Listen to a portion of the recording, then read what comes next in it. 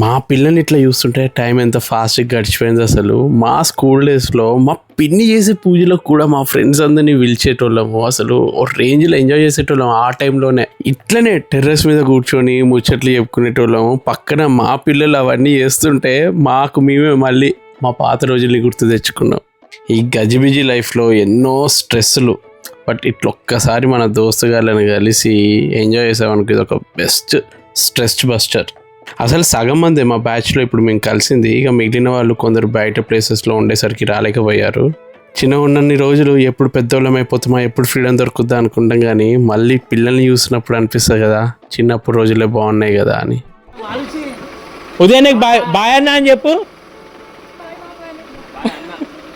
ఎప్పుడైనా మీ మనసు బాగాలేకపోతే వెళ్ళి ఫ్రెండ్స్ని కలవండి. ప్రాబ్లం డిస్కస్ చేయడానికి కాదు, జస్ట్ సొల్లు మాట్లాడితే చాలు, మైండ్ రిలాక్స్ అయిపోతుంది.